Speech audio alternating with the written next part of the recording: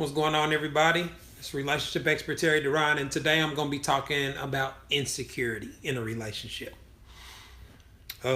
Insecurity can obviously show its face in a lot of different ways, but it is one of those things that is considered relationship killing behavior.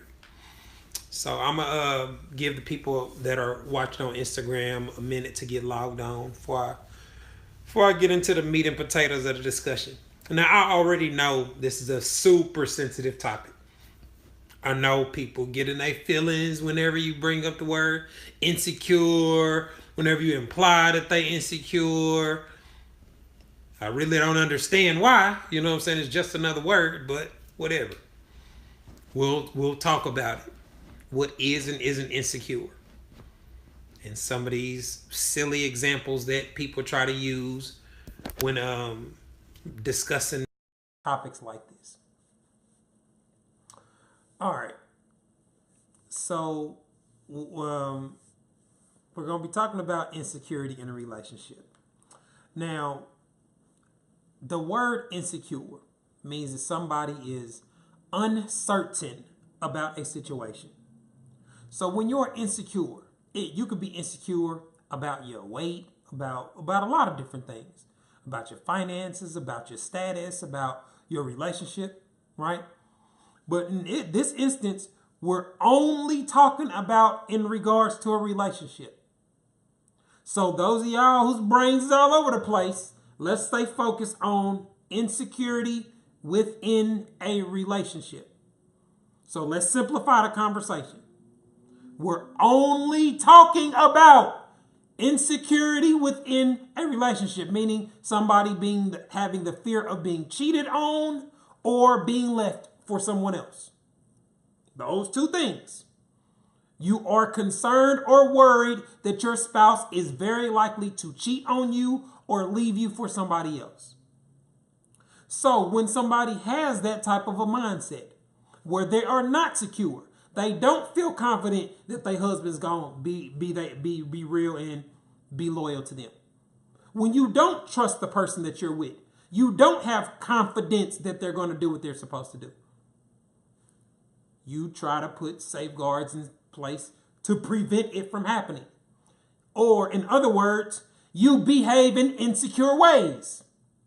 Because when you are trying to prevent cheating from happening, you are having insecure mentality because you are assuming the cheating is going to happen. That's why it's insecure behavior. A person that is confident in their spouse does not behave that way. I'm not afraid for my wife to go around another man because I trust her to not fuck the motherfucker. I trust her enough to expect her to keep her panties up. I trust her to be around my best friend because I trust him enough to not betray me, and I trust her enough to not fuck my best friend. So I don't have all these safeguards and extra rules and extra things I'm going to do to prevent them from ever being alone together. That's not how secure people operate. When you are secure in something, you don't have to do extra.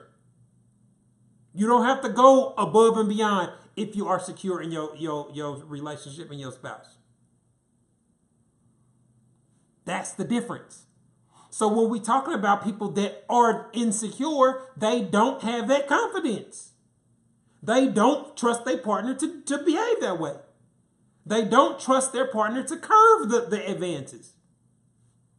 And we see it in men and women.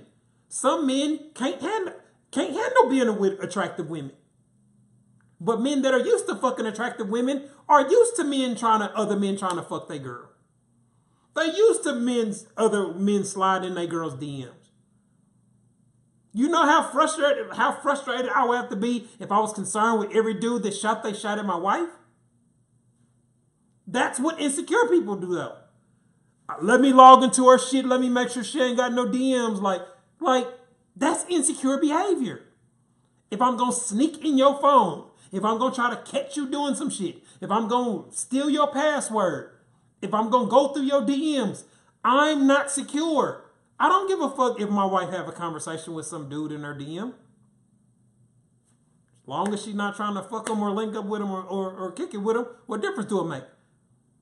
That's how people meet new people. You can meet somebody that's in your profession that could get you another job. You can meet somebody that knows somebody else that you know. Like, just being social and meeting other people is not a problem if you trust your spouse to respect your relationship.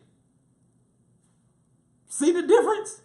There's no paranoia. Oh my God, my wife might go to a happy hour and there are going to be men that are trying to fuck her there.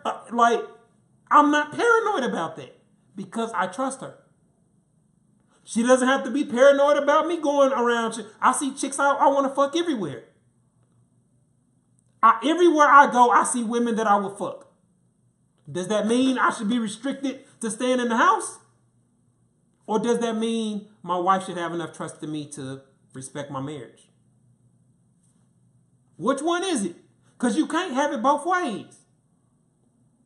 So when y'all are talking all this shit about what y'all have to do to prevent it, you're only doing it to remove temptation, and you're only doing it because you're only doing it to try to reinforce your insecurity. So whatever other words you want, other ways you want to describe it, other ways you want to, whatever you want to call it, if you get to the fundamental problem, it is that you are not secure with your spouse or your relationship. Period. So in regard to this post that we talking about with the radio host who put out an ad that she was looking to hire a nanny, and she went on the air and stated that she refused to hire some women because they were attractive, and she made the statement that she would not bring an attractive woman in her home to resist temptation for her husband. That is perfectly fine. She has every right to decide who she wants to hire. But when you work in the media and you are live on the air on a radio station and you let the public know that you specifically refuse to hire some women because they're attractive, you have announced to the world that you are insecure in your marriage or your relationship. Now, the issue is she doesn't want to call it that. Have this woman said, yeah, y'all, I'm insecure from some shit that happened in the past, so I'm just going to avoid the problem. I'm not going to have no cute women around my man. That's owning it. Now, that logic is pretty flawed. That's an impossible thing to do. It's not really going to solve the problem, but you're not in denial about it. You're not trying to call it some shit that it's not. You're not trying to disguise it as, I can do what I want in my home. Yes, you can. That don't erase the fact that you're insecure, though. You know what I'm saying? Like, yes, you do have the right to do what you want. Yes, it is your choice. Yes, you can decide. That don't erase the fact that you're insecure, though. And that's the problem. People that are insecure have an issue with simply acknowledging that they're insecure. And y'all see it on my page. I went through my boyfriend's phone and I'm like, well, that you're insecure. I'm far from insecure. No, the fuck you ain't. Not if you sneaking through somebody's phone. Not if you are trying to catch them cheating. Not if you're paranoid about them cheating. You're not.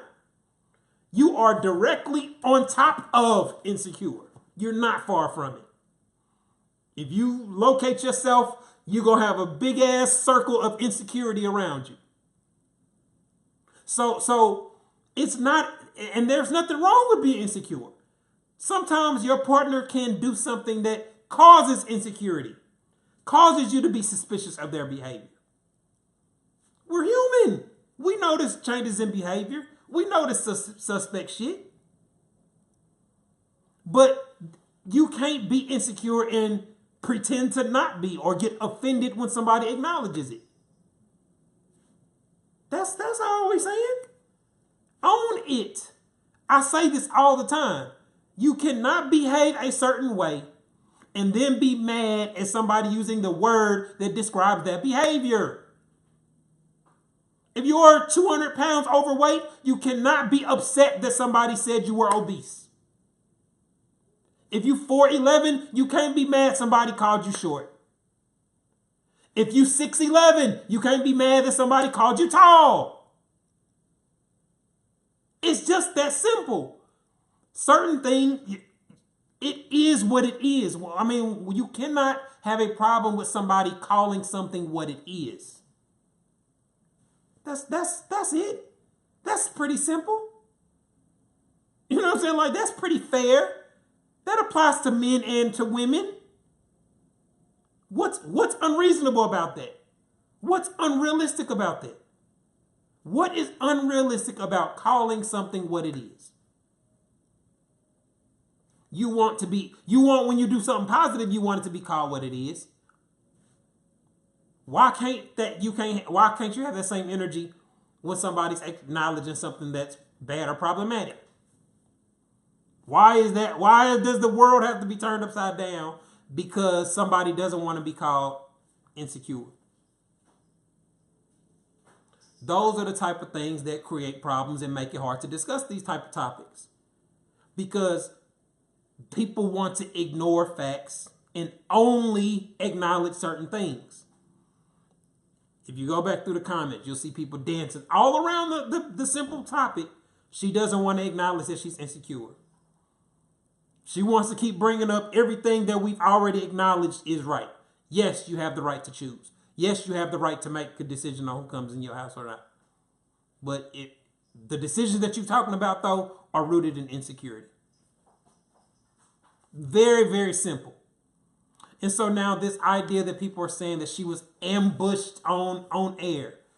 An ambush is a secret attack where somebody's hiding and then they catch you off guard and you're totally unaware. You were ambushed. A radio host agreeing to have a guest on her show to discuss the fact that she made it known on air that she was not going to hire a nanny because she was unattractive is not ambushed by having a discussion on air. And the woman to be perfectly honest, the woman saying that it's insecure ain't ambushing her. She just calling it is what it is. She didn't disrespect her. She didn't call her out her name. She didn't do any of that. So if you're a radio host, why even bring her on to discuss it if you can't discuss it? Or if you want to censor the discussion? That's not how media works, especially live interviews work. That's not how it goes. You cannot script how somebody's going to respond in a conversation. The only thing that you can try to do on live air is prevent the curse words, which is why they typically have a delay. But that's about it. You can't stop somebody from saying, man, I'm done, and snatching off their mic and walking out. You can't stop somebody from getting upset. You can't stop somebody from misunderstanding something. And you can't stop somebody from making assumptions either. Y'all see that happen all the time when I try to do discussions with people. Some people are hard to have conversations with. Some people don't let you get your point in. And if you go back and listen, no, you're going to shut up. No, you're going to listen. I'm going to say my thing. Like, don't that sound like the typical female behavior I talk about all the time? Have no problem expressing what they think and feel. But when you try to express yourself, I'm shut. No, it's my turn. They want to cut you off and interrupt your thought process. And it makes it almost impossible to be able to ever get to the root problem. Which in this case was her insecure decision. That's what men deal with.